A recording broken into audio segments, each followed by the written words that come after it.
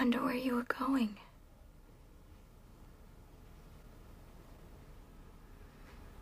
Mulholland Drive.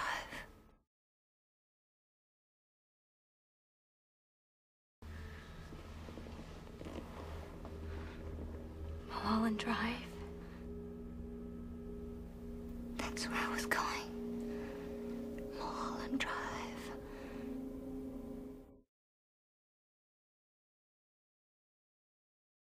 Mulholland Drive is the 2001 critically acclaimed masterpiece by David Lynch, who is the creator of Twin Peaks and also Inland Empire. It's a movie that's actually described in the back of the DVD as a slick, sinister and psychosexual thriller, and it's also very confusing as well. It stars Naomi Watts from King Kong and also Laura Eleanor Harring. The basic plot of the movie is it starts off with this mysterious femme fatale who's played by Laura Eleanor Harring, who is involved in a car accident, and after the accident, as a result of the accident, she gets amnesia, so she can't remember who she is. She stumbles upon this house where she goes in, and the house turns out to be, well, basically the character played by Naomi Watts, she plays a character called Betty. She's going to live in the house, which actually belongs to her auntie, and when she gets there, she finds this mysterious woman. The woman names herself Rita after she sees the name of an actress on a movie poster, and the two of them kind of work together to figure out who she is. Also, Rita, the character who has amnesia, she is carrying a handbag full of dollar bills, dollar bill bundles, and not just a few, but a whole load of money. So the two of them sort of form this relationship, and they begin to work out how she came to be, and who she is, and basically how she got the money and stuff. So that's basically what it is, which sounds simple enough, but it's not. It is a very deep, confusing movie, which is never in my wildest dreams am I going to fully understand this movie, because it is very confusing, and it is pretty much down to your own interpretation. Now, if you're like me, you could have read that description and thought, well, what's confusing about that? How can that become confusing? And it kind of isn't, up until about halfway through the movie, where the plot, the characters, everything just changes. And I'm not going to go too much into detail in this part. I'm basically going to do this review in two parts. I'm going to review the movie, and then I'm going to go into my own thoughts, my own theories about what the movie actually is. That's going to be the more exciting part. So, basically, this movie is not for your, don't go into this movie expecting to have like a cheap thrill. This is a movie that you need to spend time to consider, to think about. It's a deep movie, and it's up to your own interpretation. You're going to get as much out of this movie as you want. Now, when I started watching this movie, I put it in the DVD player. I watched the first half an hour, and I kind of wasn't necessarily bored, but I just wasn't interested. I was really kind of like not, I'd heard so much about the movie, and I was thinking, what is this? But then something just clicked about, half an hour into the movie, and I was just completely drawn in, completely sucked into this movie, and ended up loving it. I really did like it a lot. And it's kind of a movie that, it's one of those movies that when you watch it, when you get to the end, you don't go, wow, that was amazing, you stop, and you just accept it for what it is. And ever since I watched this movie, the whole next day, it was on my mind, I was thinking about it, I was going through it in my head, and it's one of those movies that you watch, and then it creeps into your head, and it kind of nestles in your head, and you are constantly thinking about it. You're thinking about why somebody said this, and why he did this, and why she did that. You basically work out the movie in your head after you've watched it.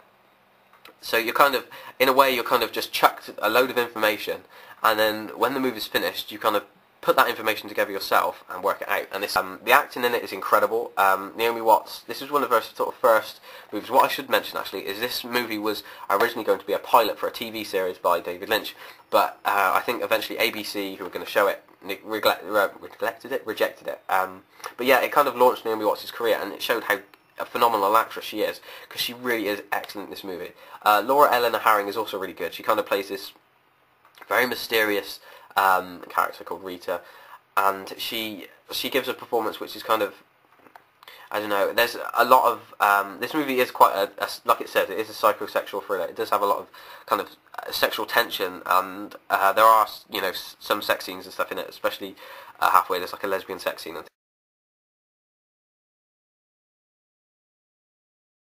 Okay, so now we're going to go into my own theories, my own ideas about what this film actually is.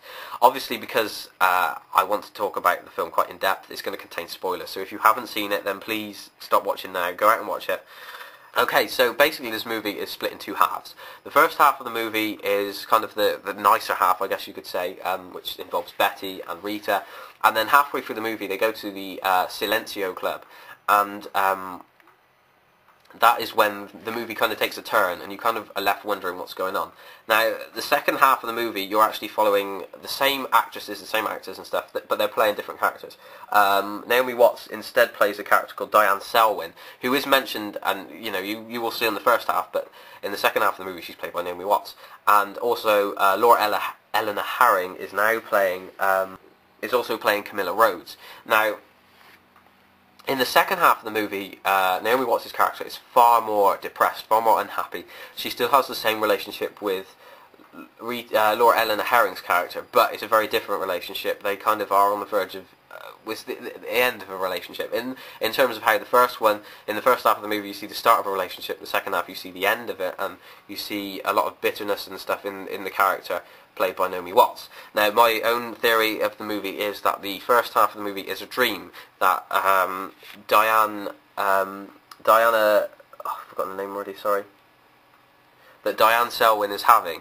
In the second half of the movie you see her very depressed. She is an actress still, but she missed the lead role in a film, and she has this relationship with Laura Eleanor Harring's character, but it's not, it's not the relationship she wants. They're on the, they basically, Laura Eleanor Harring is marrying another man, and everything in Diane's life is just terrible. So the first half of the movie is basically a dream that she's had. It's like an idyllic place. Everything in her life is right.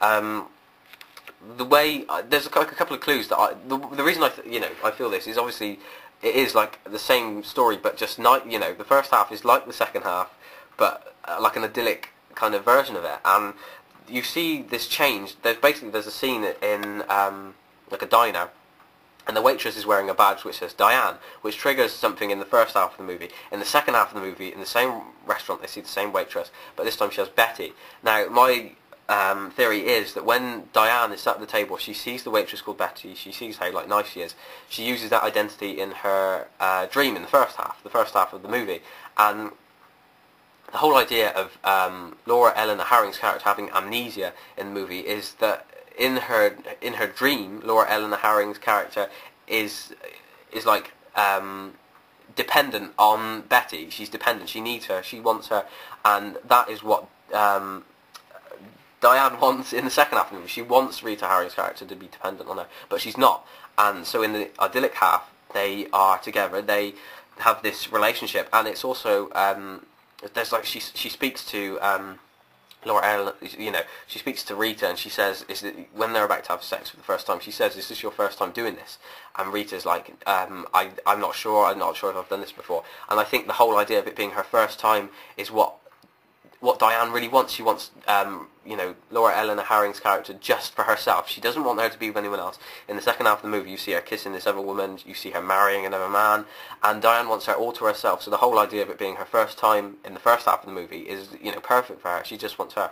And there's also the whole part of the film. She goes for a audition, and she does an incredible. She's a phenomenal actress in the movie. She does this incredible job at an audition, and when she gets to the other movie, there's this whole conspiracy about that Adam Kessler is told that he has to pick Camilla Rhodes, who's played by Melissa George in the first half, but then played by Laura Eleanor Harring in the second half. Now, the whole conspiracy thing, I think, is because in the second half of the movie, Diane didn't get the main role. I think in her ideal, in her ideal world, in her dream, she wants the reason for her not to get that, not to get the role in the movie to be a conspiracy against her. She concocts this thing in her dream that there's actually a whole conspiracy for this other actress to play the lead role instead of her, even though she's a phenomenal actress. There's also this whole thing about the cowboy in the movie. Now, I really like the cowboy. I thought he was an awesome addition to the film, and I think he's a really important character. I think that in the scene, there's one of the best things about this film is the dialogue, and there's a scene between the cowboy and Adam Kessler, where Kesher, where he says to him, he asked him this question, and Adam says yes, and he goes, did you say yes because you wanted me to hear you say yes, or did you say yes because you agreed with what I'm saying? And I thought that was a really great line. But sorry.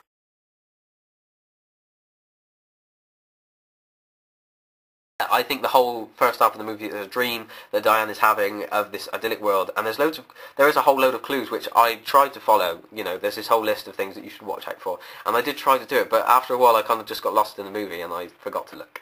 And so there's loads of loose ends, and I think, you know, I'm going to watch this again, but the whole thing about the pilot as well, obviously because it was going to be a pilot originally, some of the loose ends may be, some of the like subplots and stuff may have been answered if the film had turned into like a whole series. But so yeah, I can't wait to see everybody else's views. I hope this video hasn't dragged on too long. Thank you for watching, and go and check out this movie because it's excellent.